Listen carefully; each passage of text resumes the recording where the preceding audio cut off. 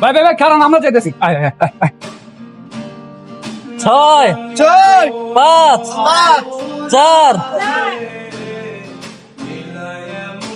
চলে যাচ্ছি দেখে ভাবিস না যে আমি কিছু বলবো না। তুই আমার সাথে পাঙ্গা নিছিস, আমার গায়ে ডিম মারছিস, এই প্রতিশোধ আমি নিবই। আয় আয় আয় তো আয়, এখন আয় তুই আমার সাথে আয়। তোর গাড়ি তোর গাড়ি তোর।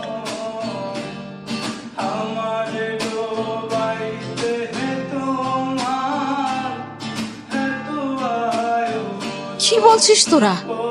ওই বস্তির লোকজন তোদের এইভাবে অপমান করলো, আর তোরা সব বেড়ালের মতো চলে এলি? বাবু তুমি যদি থাকতা তুমিও এখান থেকে চলে আসতা।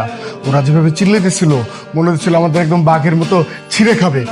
তুই চুপ কর, বলদ কোথাকার। না, আমি তো এত সহজে ছেড়ে দেওয়ার মেয়ে না। তুমি শুধু দেখো কালকেই ওদের আমি কি হালটা করি। আমি প্রথমে চেয়েছিলাম ওসিকে একটা কল দিব, কিন্তু না, আমি যদি ওসিকে কল দিতাম এটা আমাদের ভুল স্টেপ নেওয়া হতো। কারণ আমরাই তো বস্তির মানুষগুলোকে অবৈধভাবে উঠিয়ে দিচ্ছি। থানা পুলিশ করা যাবে না, ওদেরকে অন্যভাবে শায়েস্তা করতে হবে। হ্যাঁ বাবু, হ্যাঁ, ও থানা পুলিশ করে কোনো লাভ নাই। ওই যে মানিক, ও একটা তেঁদর। ও থানা পুলিশ কোনো তোয়াক্কা করে না। ও যে ঘাউরার ঘাউরা, থানা পুলিশ আসার আগেই ও আমাদেরকে একদম ছিঁড়ে বিড়ে গুঁড়ো গুঁড়ো করে ফেলবে। ওই বস্তির লোকগুলো 20 বছর যাবত ওখানে আছে। ওদেরকে তাড়ানো এত সহজ বিষয় না।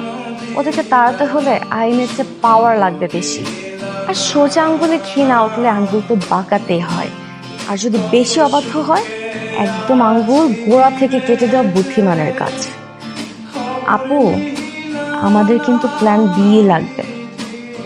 ঠিক বুঝছিস।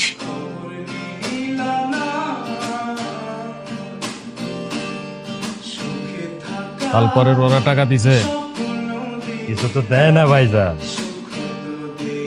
ভাই এখনো বাসায় রাখছে, সময় দিন। আপনি কইছেন হয়ে যাবে। ফোন দিল কে?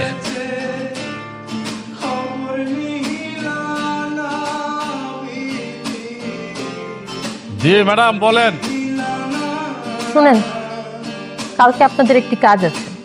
কাল সকালে ফুলতলি বস্তিতে যাবেন।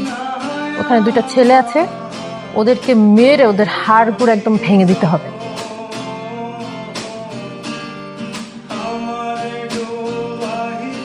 এটা তো সামান্য কাজ,